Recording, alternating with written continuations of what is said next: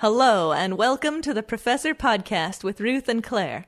Each episode, we talk about a particular topic in the life of a professor. We are tenure-track faculty members in the sciences, working at a primarily undergraduate university in California. The purpose of our podcast is reflection, so we bring something we think is working and something we're working on to discuss. Welcome to the Professor Podcast with Ruth and Claire. I'm Claire. And I'm Ruth. And this week we're going to talk about virtual interactions. But before we do, Claire, how was your week? It was good. If you've been watching the past couple episodes, you know that I just had a recording week where we took the whole week, my husband and I, and did a bunch of recording of our band music. And it was really fun. The schedule ended up being it was from noon to 6:30 every day. We were in the studio. And we ate lunch before that, and we ate dinner right after it, and we were just like... I mean, you know, if we needed a snack or something, that was fine. But that was the time we had reserved. I like imagining like Ralph being like, "Could I please have a snack?" You're like, "No, sorry, it's not in the schedule." Not till 6:30. Yeah, and it was great. And as predicted, some songs took longer and other songs took shorter. And but all in all, we got 6 songs tracked with all the different things we wanted to put on them. And yeah, it was a lot of fun. And it was cool to really focus on it and spend some time, you know, working on one thing. I was into that. That is very cool. I think I have I guess it was like in the 90s when I was like into bands and stuff.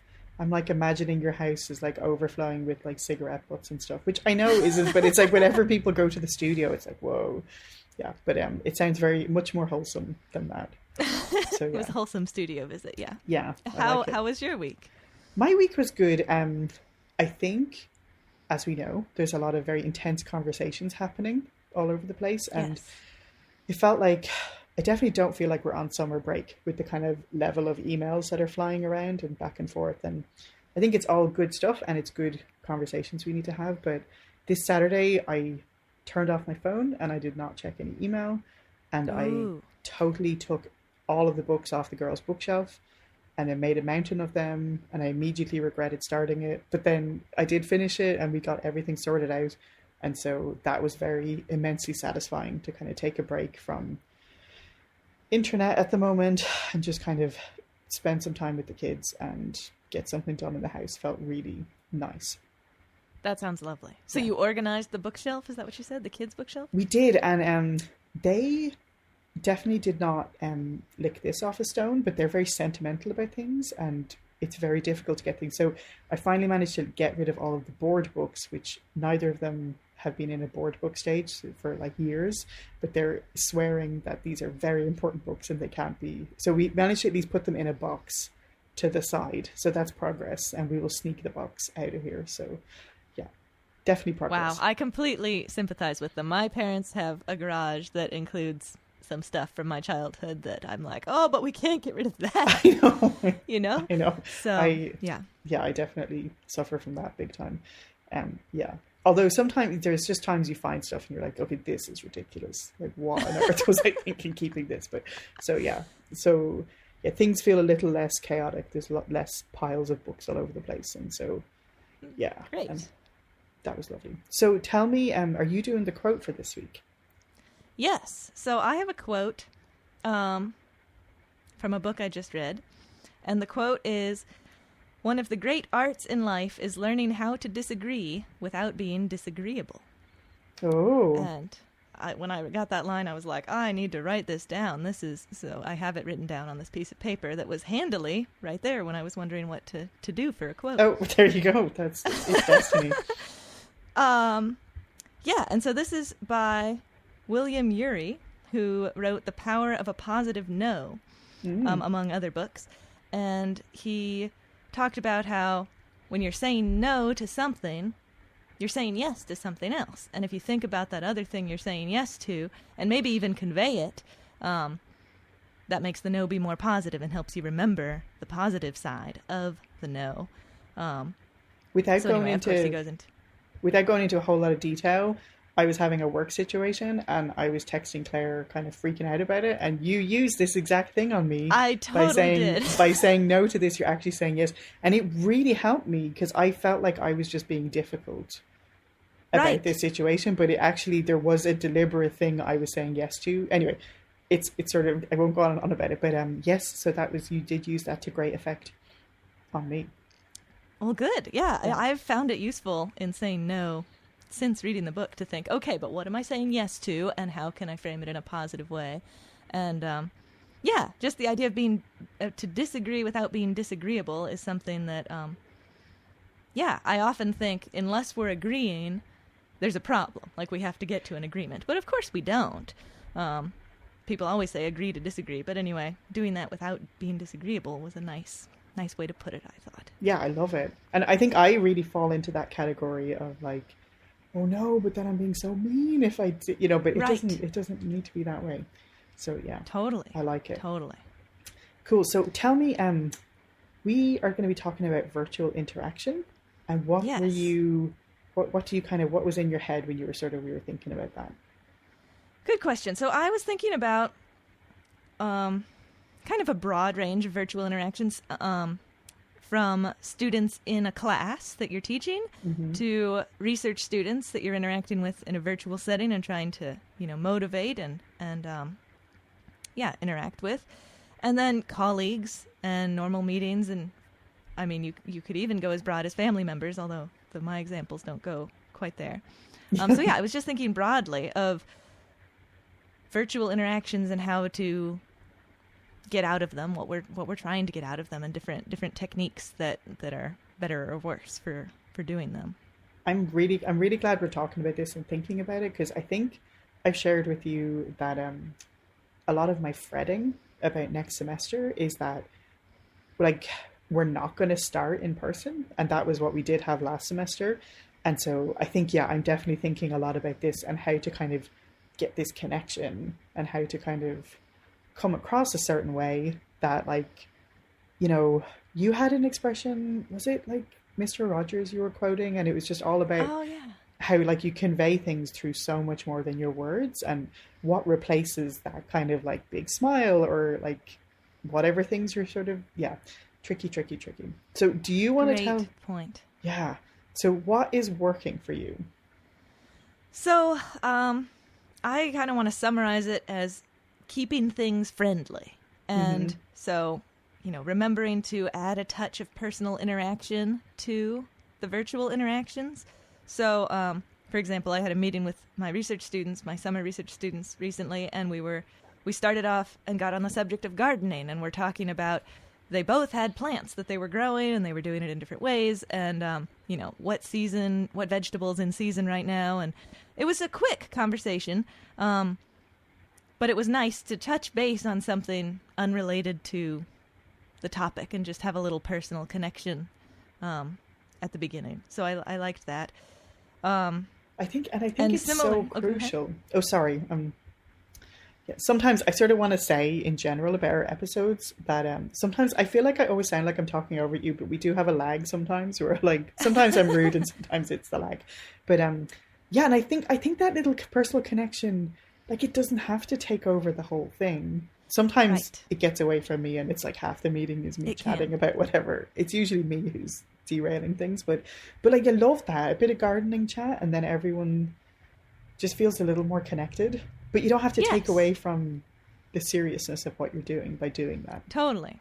Yeah. But just having a little more idea of what we're doing.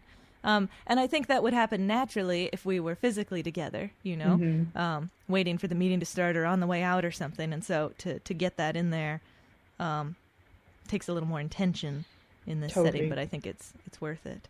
And then the other thing is checking in with people, because again, that kind of happens naturally in a physical setting, but virtually, I think it's good, or I've found it to be good the few times when I've specifically checked in on somebody, just, a one-on-one quick meeting before the meeting or something, just to say, how's it going? That kind of thing. Mm-hmm. And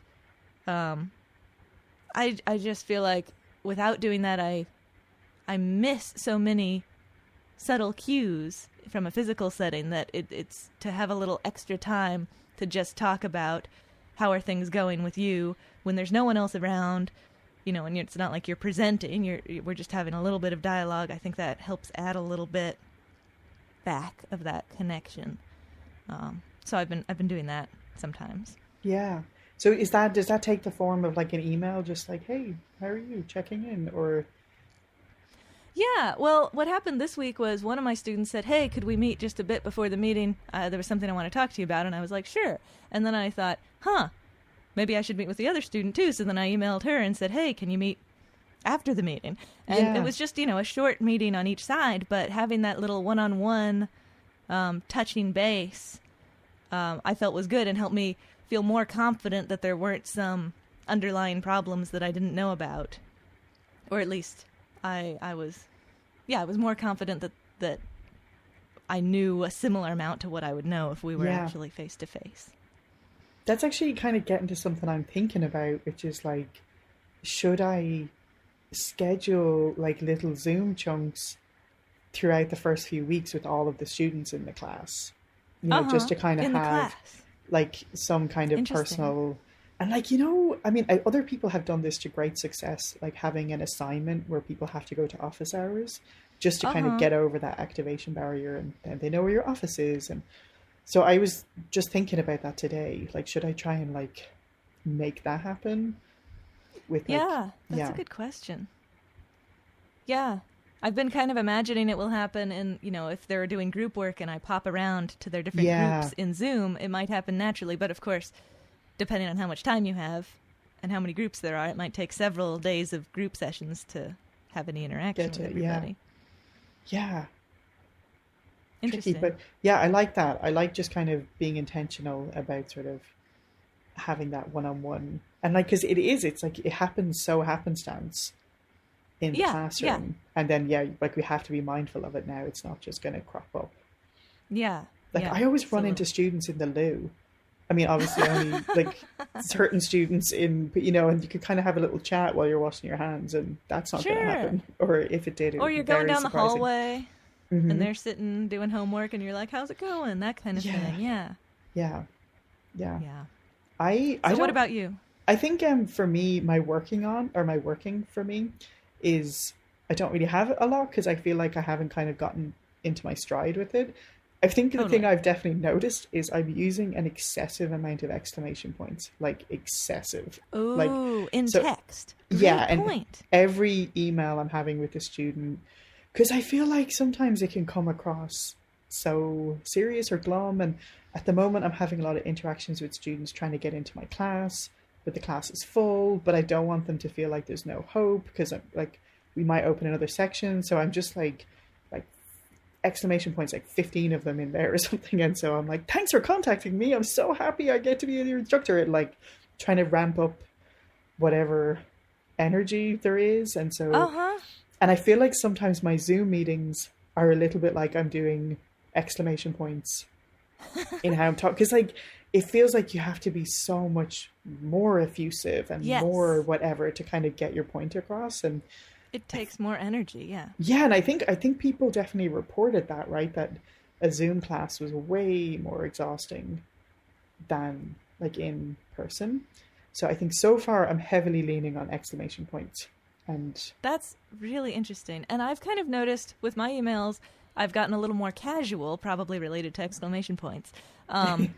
So I feel similarly, because, normally I try to have really professional emails, but still saying exactly what I mean. But when that's the only the only way we're communicating, I feel like, you need to get that positivity and enthusiasm in there, because it's not, they don't know me. So, exclamation points. I love it.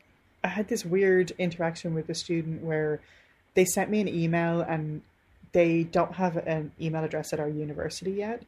And you know the way, like, in whatever Gmail, you can kind of put in whatever name you want? And they had, like, this really intensely not normal, like, situation. Like, it was some, I think maybe a computer game. I don't know. But anyway, it was, like, this whole other name. And I was about to sort of say, hey, like, just FYI, like, I almost didn't open this email because it didn't look like it was from, and then I was like, I just didn't do it because I was like, again, if that's my only interaction or my first interaction with the student, and I can't kind of like say something and then be jolly afterwards, like it would just, I was like, it's going to be too, ugh. And so I think I brought it up in like the third email from like oh, there's some surveys you might not be able to access if you're not using the official email. But yeah, I definitely I didn't want that to be the only interaction we had, Yeah. in the first thing. So yeah, it's definitely tricky. That is interesting. Yeah, I think I might have even gotten a smiley face or two that I've put in my emails, which I normally would not do. But I completely feel you. It's a different situation. My emoji game is weak. I have no emoji game. I'm like, I don't know if I'm just too late adopter, but yeah. I'm just talking colon parentheses, no. Yes, yeah, nothing yeah, more true. fancy than that. Maybe by the end of the semester we'll have all of those like animated emojis, and it'll be yeah. The ones that move and stuff. Yeah, we'll be able to teach only through emojis. That will be our thing. Okay, tell me, what are you working on? So, I guess it fits with all the stuff we're talking about. The balance between social and friendly personal interactions and efficiency in the meeting. Yeah. I guess I was focusing in on meetings here. So, in general, I am a huge advocate of it always being important to not have unnecessary meetings, and especially not have unnecessarily long meetings. And right now, when they're all virtual, I think that's particularly important. I don't want to keep people chained to their computer longer than necessary, so it's really important to me that meetings be efficient always, but in particular now. So that's kind of in contrast to also wanting to put this extra effort into having the social side going on, because it happens less automatically virtually. So I'm trying to have that balance where I'm maintaining the efficiency, not having unnecessary meetings, not having them be longer than they need to be, but also making sure we get that personal touch in there. So, yeah, what is the exact right balance of how much personal touch, how much time can we spend on it, where it's doing the beneficial thing, but not chaining people to their computers longer than they need to be, So I think I have a lot of experience of this with you, because we worked on a project where you were in charge of the project and you were in charge of the meetings, and you always executed it beautifully. And I always appreciated, like, you could bring us back together and bring us back onto topic without, being like, hey, losers, stop chatting or whatever. And like, and it's really funny that you say it, because every time we meet to do this, I'm always like trying to derail things by these really long conversations, but you always beautifully are like, hey, so like we're going to record, but like you do it such a smooth transition. And I'm like, I know what's happening here, but I feel great about it. Cause like, oh, good. No, but like, I also want to go to bed. Right. And like at some point and like do that. So I think you do that really well. Like you're really good at being like, we do a bit of chat and then I would keep going for 2 hours and then be exhausted. And so like, I think it's really good. You're already really good at that. Oh, good. Well, thanks. Yeah, I'm especially working at it in this virtual time. But yeah, good anytime. High priority. Well, I think, for me. And I think it's really important though. I'm not good at this, but I think it's really important to respect people's time. And I think, yes, being like, no, I said we were going to finish at like 1:50. So that's the time we're going to finish. And I always really appreciated in meetings with you that you were like, we really want to get as much done as we can. And we always finished on time, so it was lovely management. And I really enjoyed it. Like, I really appreciated it. And I know students do. Oh, thank you. Good. Yeah. Yeah. Yeah. Well, if you chat for 15 minutes and then you keep them 15 minutes over, they're going to be like, oh, this lady, like, they're not going to be stoked on that. So yeah. Yeah. Yeah. So what are you working on with virtual interactions? I think maybe a balance of exclamation points, but I think like just on that, like we had a graduation Zoom party and I sent emails and like one faculty member was like, you have 5 exclamation points in the subject heading. And I was like, I know, I just really want people to be, but anyway, so maybe there's that. But I think something I'm really struggling with is intentionality with emails. Okay. And so, like, for me at the moment, I'm not working. I'm doing quotations because I am working, but I'm also, like, full-time momming. And so a lot of times at the moment, I'm, like, kind of checking my email on my phone. And, like, I literally will have, like, a sandwich on a plate in one hand and my phone, an email will come up and then I just start replying to it and I'm not being intentional about what I'm doing. and like I'm not paying, like I'm kind of like, great, oh yeah, I have to do this, but rather than like the urgency is in being careful about, because we all know the reply and reply all buttons are really close together on the phone. And so, all of those kind of things can really go awry. And sometimes too, Yes. I haven't gotten into real hot water, but I've definitely fired off an email really quickly just to kind of get it Yes. done and then go back to making lunch or whatever it is I'm doing. And I just need to be intentional. And especially this summer, despite my commitments I was making in the summer episode, like it is definitely, there's a lot more blurring of work and stuff. So I'm still, like say this week I was saying I have all these kids emailing me about getting into classes, and I just need to calm down, not reply, wait till I can sit down at my computer for a solid half an hour, Yeah. or, an hour, and then sort of reply carefully to things and not kind of just, oh my God, I have to reply this minute, and then like firing off a reply. So I think Totally. intentionality is something I really need to work on. And again, like we were talking about, if that's your only interaction is that email, Right? you should kind of think about it and not like, yeah. And I think, Yeah, I know. Oh, go ahead. no, you go. I know what you mean, especially with the emails of the students trying to get into the class. That feels really urgent to me. They're trying to get into a class. It's also the first interaction I've had with many of them. So I feel extra pressure to respond quickly. I suppose there's also extra pressure to respond well. So I know what you mean. The days where I've said, I only have this half an hour to respond to emails, and I don't even check the emails the other time, that has worked really well. Because hardly ever is there an email that couldn't wait until my half an hour slot that day, And then when I'm like, I am doing email and I'm focused on it, maybe there's a couple emails where I'm like, I'm not quite sure how to respond to that. I'll get to that later. But hopefully most of them you can get off quickly. So anyway, I like that focus.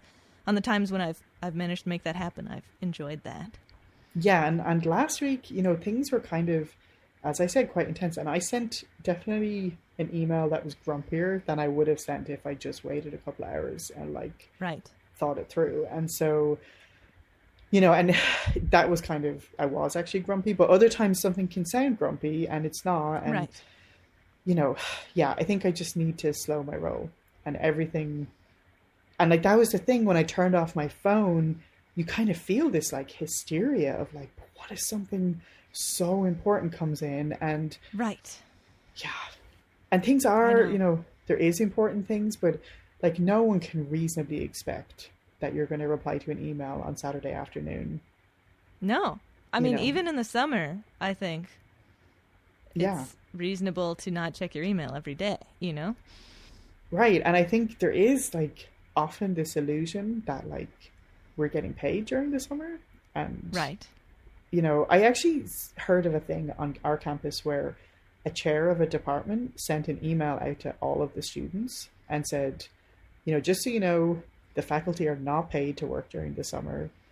As the department chair, I'm paid for, whatever. So I am the person you should direct questions to. How you will not nice. get responses. And that's amazing, because I think they genuinely don't know. Of course not. Why would they know? Yeah. So I think, but I think I get hooked into this kind of urgency, and it's not true. Totally. I'm not even talking about leaving it for a day. I'm just leave it till later on. I know. So, well, I want to say, I feel like you shouldn't have to check your email every day. And then I was like, whoa, less than once a day? And I was kind of freaking out over here.